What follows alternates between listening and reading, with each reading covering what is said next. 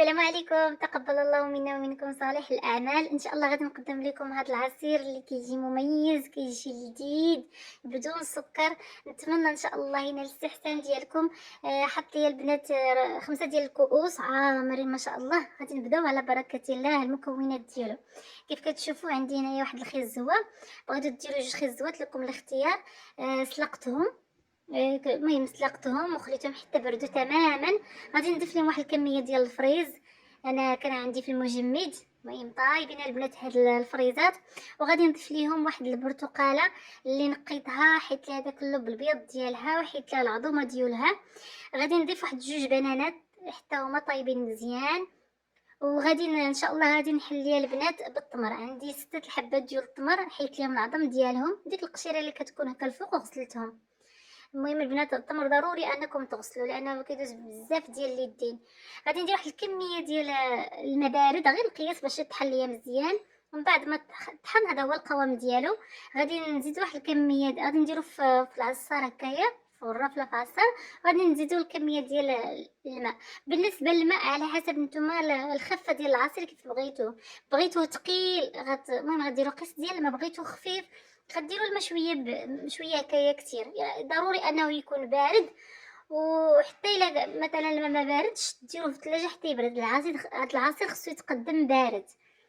نتمنى ان شاء الله الفيديو يكون خفيف ظريف على قلوبكم وينال الاستحسان ديالكم. المهم البنات هذا هو القوام ديالو. قدموه في الكؤوس بالصحه والراحه. نتمنى ان شاء الله الفيديو يعجبكم محتوى قناتي.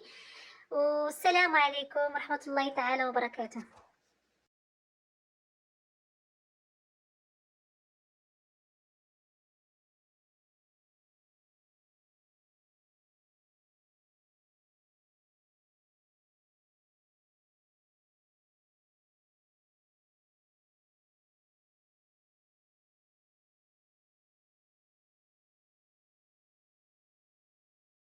السلام عليكم، بكم في هذا الفيديو. نتمنى ان شاء الله يلقاكم في تمام الصحه والعافيه. ان شاء الله غادي نعمروا هاد الخبيزات. المهم البنات على شكل لي شونسون هكايا كيجيو زويونين، غير خبيزات عاديين بالدقيق الفورص عاديين البنات. طيبوهم حيت يختمروا. اول حاجه العجينه فيها الدقيق، الدقيق الابيض بغيتو تزيدوا واحد شويه ديال الفينغور، شويه ما تكتروش، وشويه ديال الملحه وشويه ديال السكر على حسب التحميره بغيتو ما بغيتوش بلاش. صافي تجمعوا الخميره ديال الخبز وتجمعوه بالماء دافي. ملي كتجمعوه بالماء دافي كتجمعوها هكا البنات، كتدخلوا فيه واحد المعلقه ديال الزبده صافي حتى تدلكوها مزيان، ودهنوها بشويه ديال الزيت وتخليها تختمر مزيان مزيان.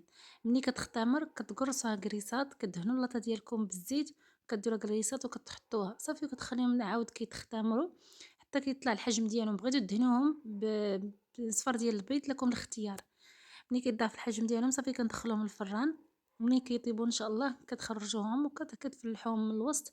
كديروا فيهم شويه ديال الطون، كديروا الخس هو الاول، شويه ديال الطون، شويه ديال المايز، مطيشه، فرماج احمر.